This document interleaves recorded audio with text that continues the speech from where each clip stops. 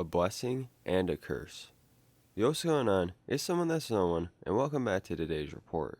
Today's report was sent in by Jake. When this happened, May 2020. The drugs used, 2C-B, at a dose of 25 milligrams. The route administration, orally. Gender, male. Weight, 80 kilograms. Age, 18. Height, 6 foot. For his prior experience, he notes, high doses of MDMA, overdosed many times, ketamine, benzos, phenibut, DXM, Kana, pregabalin, antipsychotics, and alcohol. His set, he notes, recovering from a huge MDMA overdose from a month back, still feeling super uncomfortable with severe anxiety. And the setting, alone at his parents' house.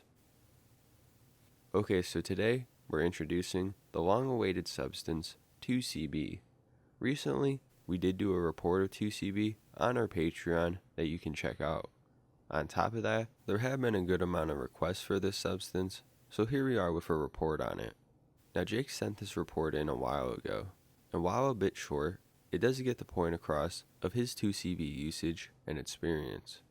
His set going into this and in experience with psychedelics doesn't lead him to the best states of mind during the experience. He may have accidentally overdosed on water while on this. He ended up in a sort of loop where he would go and get water every 10 minutes or so. He does note some of the symptoms of being overhydrated, and this leads him to a state of panic and eventually depersonalization. This experience is far from having a favorable outcome. Jake felt like he was going to die during this, and those feelings sort of stuck with him ever since. He tells me today, over a year later, that he is still experiencing dissociation and depersonalization that was brought on from this experience. This experience led him to seek out addictive behaviors and other substances as well. So far from a favorable resolution that many expect at the end of a trip, it somewhat highlights how psychs aren't all perfect and safe, at least coming from this 2C-B experience. I'm sure you'll enjoy this, so without further ado, let's dive right into it.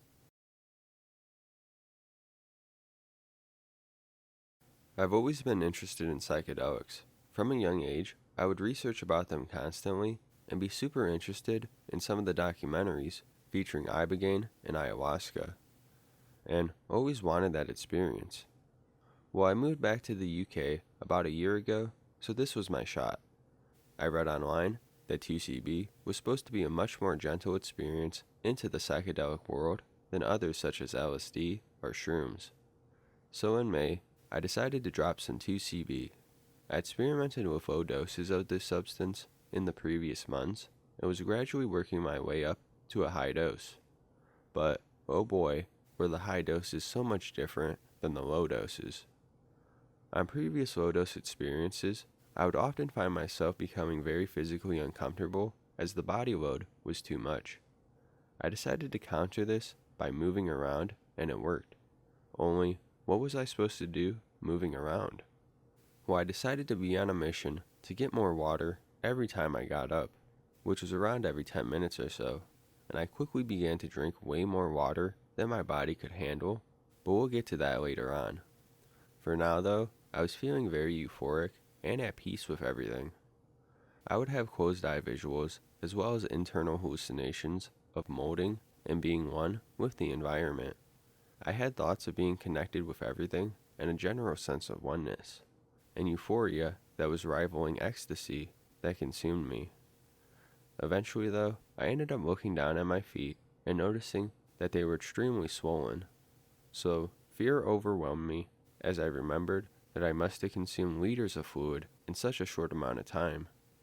C2CB makes time appear to be going at a way slower rate than reality. Panic consumes every fiber of my being as I'm stripped away from psychedelic bliss. About 10 minutes pass, and I'm noticing it's beginning to get difficult to breathe or contract my muscles very hard. I think I'm going to die, and I depersonalize. I consider going to my parents, but instead eat some pure salt, thinking that would help. I eventually came down, and after a few hours, I finally convinced myself I'm not going to die, as breathing and moving around becomes a lot easier. Needless to say, It was one of the most horrible experiences of my life. Thinking you're gonna die while on a psychedelic is an absolutely horrible feeling, and I do not wish it upon anybody. After this experience, the depersonalization has not left me, and it caused months of intense anxiety and insomnia as I didn't know what I was experiencing. I thought aliens were controlling me, and just in general, I was in a constant state of severe panic and distress. This experience has caused me to become addicted to Valium and Phenibut to deal with the panic, anxiety, insomnia, and other mental health problems. At one point, I was convinced I had schizophrenia. Needless to say, it was a yin-yang experience, the good and the bad.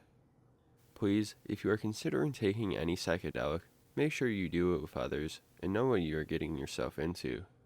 I also have many other stories I would like to share with you guys involving MDMA, Phenibut, and psychosis caused by ketamine. Stay safe, you guys.